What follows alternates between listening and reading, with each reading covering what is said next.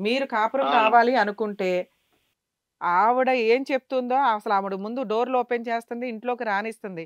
మెల్లగా అవును. వెళ్ళిపోవాలా, ఆవిడ చెప్పిన కండిషన్స్ ప్రకారం మీరు ప్రొసీడ్ అయిపోతే మీకు పిల్లలు, పిల్లలకి తండ్రి, మీకు భార్య ఉంటారు. మీరు పనిగట్టుకొని ఆవిడ క్యారెక్టర్ కనిపెట్టి ఆవిడని కంట్రోల్ చేయాలని చూడడం వల్ల ఆవిడ ఆల్రెడీ ఇండివిడ్యుయల్‌గా వెళ్ళిపోయింది. ఇండివిడ్యుయల్‌గా బతికి చూపిస్తుందక్కడ. మీరు కదా భార్య కావాలి, భార్య కావాలని టెన్షన్ పడుతున్నారు, ఎళ్తున్నారు. మళ్ళీ ఎవిడెన్స్‌లు చూసుకుంటున్నారు, మళ్ళీ పోటాడుతున్నారు, మళ్ళీ వస్తున్నారు. ఇంతలోకి వాళ్ళ అమ్మొచ్చి కాస్త ఆజ్యం పోసి వెళ్తుంది. మిమ్మల్ని ఎలా విడగొట్టాలా అని. అప్పుడు డబుల్ ఓపికతో, డబుల్ రెస్పాన్సిబిలిటీతో ఉండాల్సింది మీరే కదా! ఆ అమ్మాయి అవును ఏమి మేడం. డైవర్స్ ఇస్తాను అనట్లా. డైవర్స్ ఇస్తాను అంటే మనం టెన్షన్ పడాలి. మీకు ఆల్రెడీ డైవర్స్ ఇష్టం లేదు. ఆ అమ్మాయి కూడా ఇవ్వట్లా. ఒక ప్రాబ్లమ్ క్లియర్. అంటే 30% మీరు హ్యాపీ. రిమైనింగ్ 70% ప్రాబ్లమ్ సాల్వ్ అవ్వాలి. ఏం ప్రాబ్లము? ఎవరికి అవసరం కాపురం పిల్లలకి తండ్రి అవసరం ఉందా? తల్లి అవసరం ఉందా? అంటే పిల్లలు ఆల్రెడీ ముగ్గురు తల్లికి సపోర్ట్‌గానే నడుస్తున్నారు. అవును. ఇక మీకే కదా పిల్లల అవసరం ఉంది. కాపురం అవసరం అవును మీకే మేడం. ఉంది కాబట్టి మీరు తగ్గాలి ఫస్టు. మీరు తగ్గి ఈ కాపురం నిలబెట్టుకోవడానికి నాకున్న ఓపికేంటి? నాకున్న లౌక్యం ఏంటి? నాకున్న సహనం ఏంటి? అని మీరు చూసుకుంటే ఈ కాపురం నిలబడతది. ఎందుకంటే ఆ అమ్మాయి ఎక్కడికి రాదు. ఎక్కడ కౌన్సెలింగ్స్ తీసుకోదు. నీ మీద ఏ కేసులు వెయ్యదు.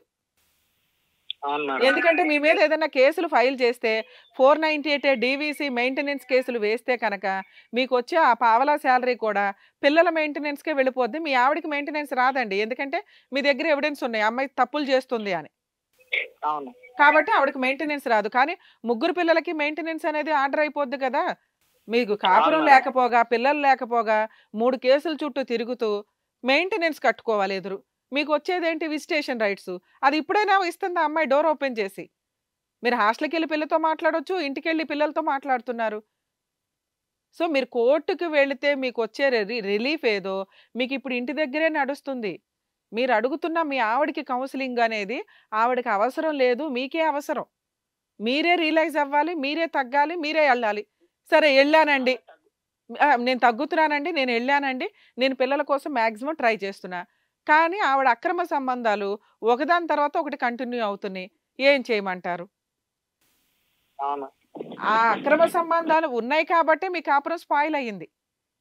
మీరు కావాలి అంటున్నప్పుడు అక్కడే ఉండి లౌక్యంగా వాటిని కంట్రోల్ చేయడం ఎలాగా అని చూసుకోండి తప్ప, బయటకొచ్చేసి ఆవిడకి అక్రమ సంబంధాలు ఒప్పుకోమనండి. ఇక నుంచి అలాంటి తప్పు చేయొద్దని చెప్పండి.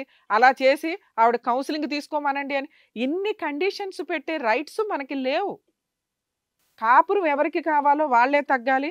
కాపురం ఎవరికి కావాలో వాళ్ళే వెళ్ళాలి. వాళ్ళే ఆవిడని ఓపికగా మార్చుకోవాలి.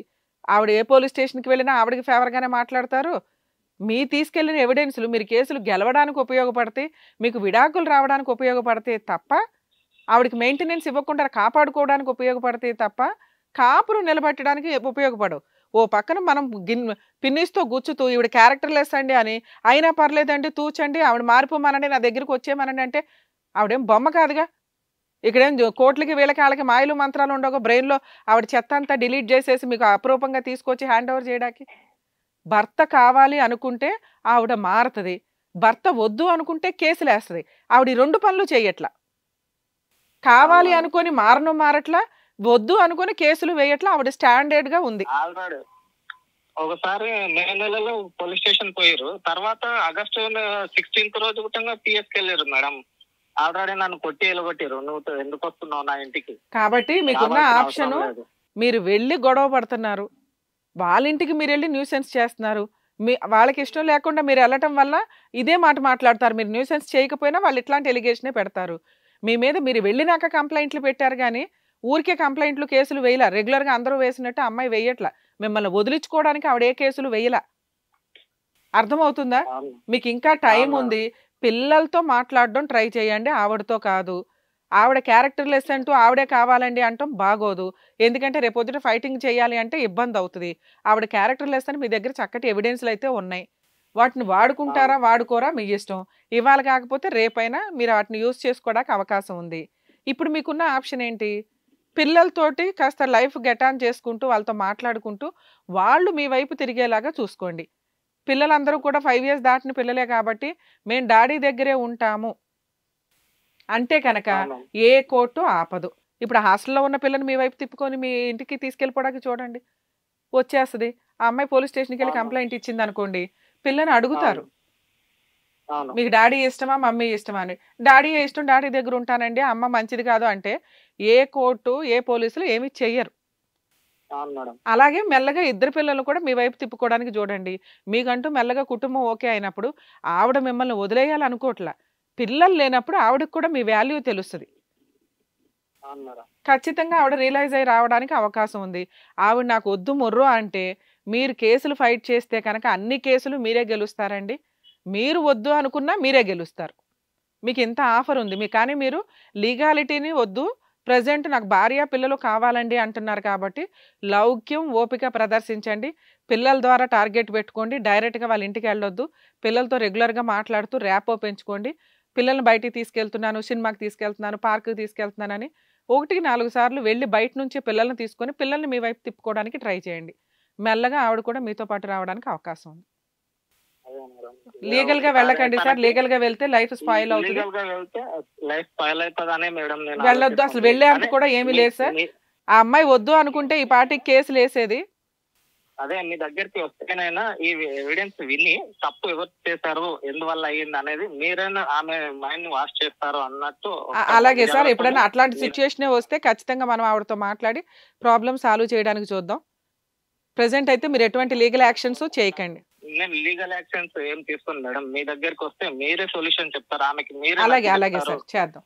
మీరు చేస్తారన్నట్టే నేను మీకు కాంటాక్ట్ చేస్తాను. అంతేకాని నా వల్ల ఇలా జరిగింది, నాదే తప్పు అని నేనే చెప్తున్నా. నేనే దూరంగా ఉండి నేనే నాశనం చేసుకుంటున్నా. నాకు ఆప్షన్స్ ఏం లేవు. అందుకే మిమ్మల్ని అప్రోచ్ అయింది. అలాగే సార్. ఆవిడకి కూడా ఫోన్ చేసి ఆవిడకి కూడా కౌన్సిలింగ్‌కి పిలుద్దాము. వస్తాను అంటే ఇద్దరిని పిలుస్తాం సార్ ఒకసారి. ఓకే. ఓకేనా? All the thank best you. అండి. జాగ్రత్త సార్.